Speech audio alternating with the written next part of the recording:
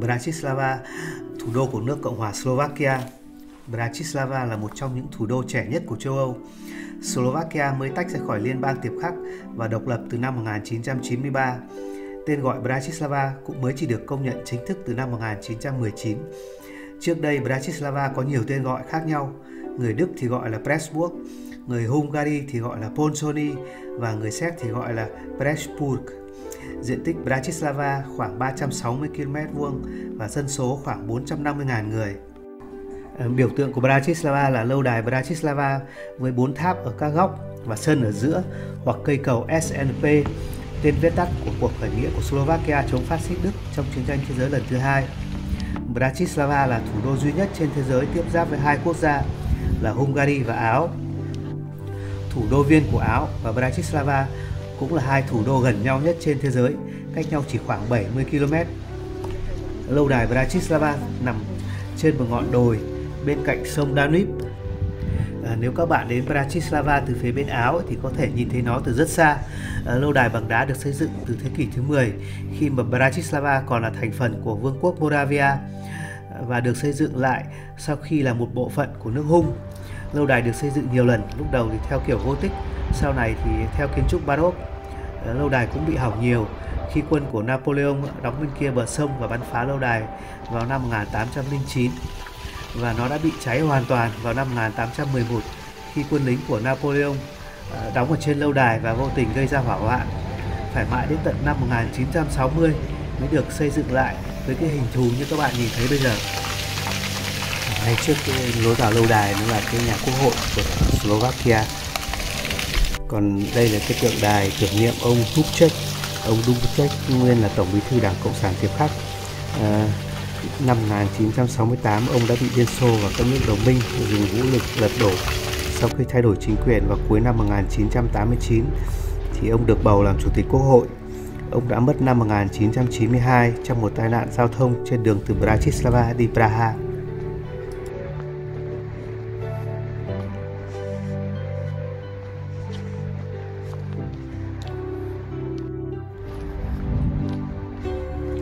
Có một điểm nữa là chúng ta không thể bỏ qua khi đến tham quan Bratislava, đó là nhà thờ Thánh Martin.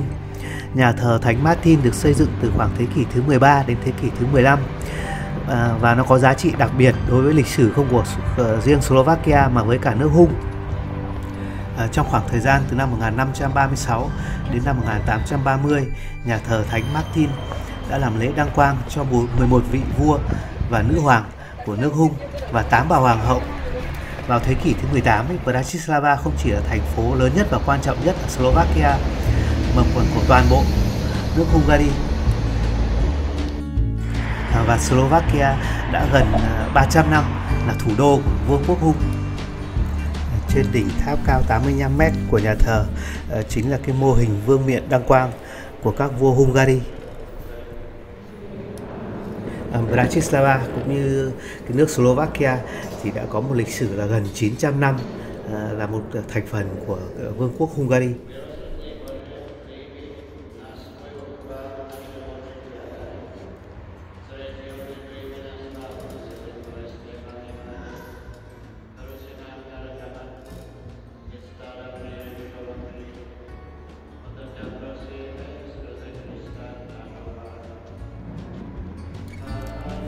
Đây là cái hình ảnh cái nhà hát quốc gia của Slovakia được xây vào cuối thế kỷ thứ 19. Khu phố cổ của Bratislava không lớn như ở bên Viên, Budapest hay Praha, nhưng nó cũng rất đông khách du lịch và cũng rất sạch sẽ và đẹp. Sau khi gia nhập EU vào năm 2004 thì cái diện mạo của Bratislava đã thay đổi rất nhiều và bộ các cái phố cổ đã được sửa lại và bây giờ thì nó đẹp và đông khách du lịch hơn nhiều so với trước kia.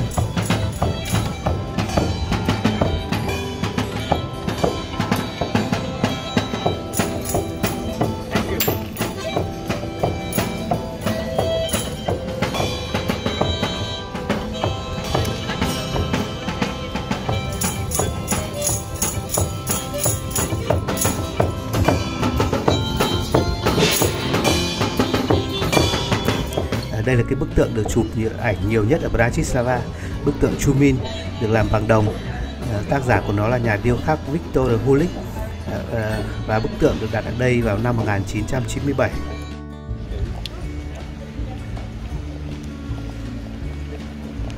Đây là quảng trường trung tâm của thành phố. Có ngôi nhà mà có cái tháp này, nó chính là tòa thị chính cổ của thành phố ngày xưa. Cái tòa thị chính cổ này là được một thành phố mua lại của nhiều gia đình và xây lại vào khoảng thế kỷ thứ 15.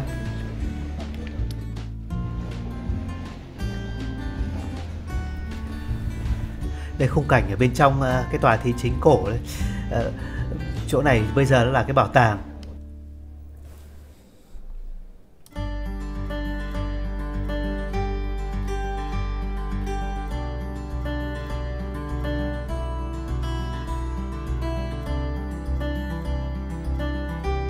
Đây là một cái bức tượng mà rất nhiều khách du lịch muốn chụp ảnh. Đó là bức tượng hình binh lính của Napoleon.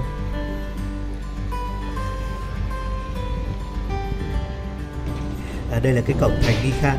Cổng thành Nikhan là cái cổng duy nhất còn lại trong số 4 cổng ban đầu của công sự bao quanh thành phố Bratislava. Ngày nay thì nó là một di tích trong khu phố cổ. Tháp Nikhan được xây dựng vào cuối thế kỷ thứ 14.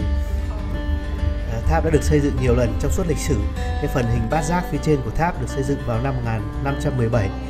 Nó được làm lại theo kiểu Baroque vào năm 1758 cùng với các bức tượng thánh của Nikhan. Ngày nay thì đây là cái bảo tàng các loại vũ khí cổ.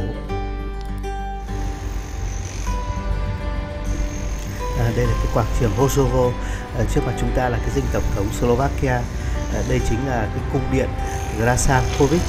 Nó được xây vào năm 1760 bởi bá tước người Croatia, ông Grassankovic.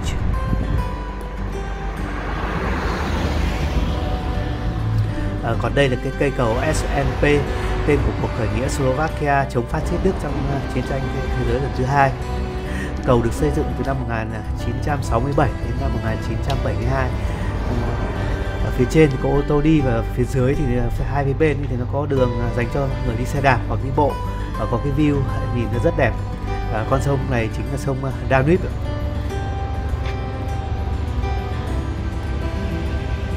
Để xây dựng cái cầu này thì người ta đã phá hủy khu phố Do Thái và cũng làm cho cái khung cảnh chung quanh nhà thờ Thánh Martin bị xấu đi rất nhiều. Ở đầu phía bên kia của cái cây cầu này thì nó có một cái tháp mà ở trên nó có cái quán hình tròn và có cái sân thượng mà mọi người có thể ra ngoài để ngắm toàn cảnh thành phố. Để lên đấy thì chúng ta phải mua vé. Vé lên trên đấy là 9,5 euro. Cái quán đấy thì được người ta gọi là quán UFO.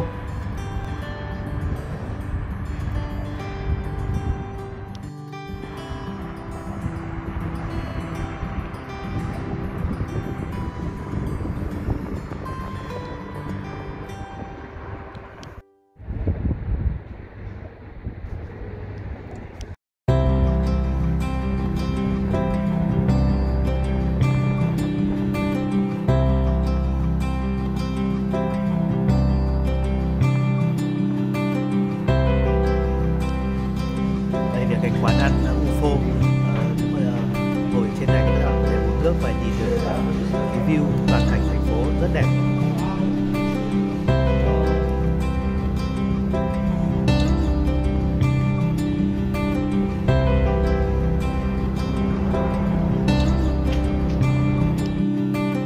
Đây là cái khung cảnh Bratislava về đêm.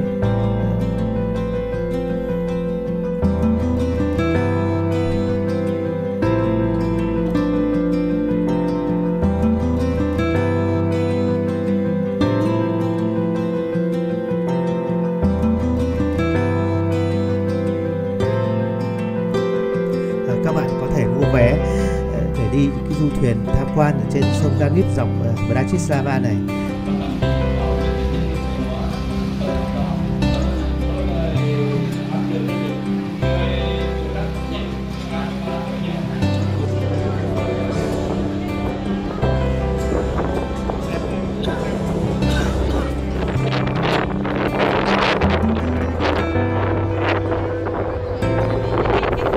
Các cái thuyền du lịch ở trên sông thì thường nó chạy ra khỏi Bratislava một chút đến tận cái pháo đài Devin. Nếu mà các bạn có thời gian thì có thể ghé qua cái pháo đài Devin. Pháo đài Devin là một trong những pháo đài quan trọng của Slovakia. Nó nằm ở hợp lưu sông Moravia và sông Danube cạnh biên giới với Áo. Đây là một pháo đài quan trọng mà nhà vua trước đây chỉ giao cho những người thật trung thành để canh giữ biên giới. Và đến năm 1805 thì nó đã bị quân lính của Napoleon phá hủy hoàn toàn.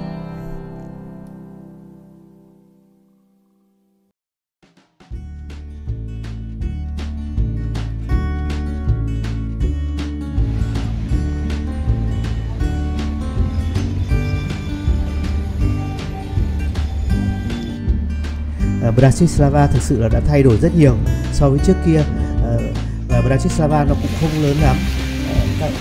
Các bạn có thể dành một ngày là đi tham quan hết thành phố, và nó cũng nằm trên trục đường giao thông từ Praha đi Budapest hay là từ Viên đi Budapest. Cho nên là các bạn đi tham quan Viên hoặc là Budapest thì nên dành thời gian ghé qua tham quan Bratislava.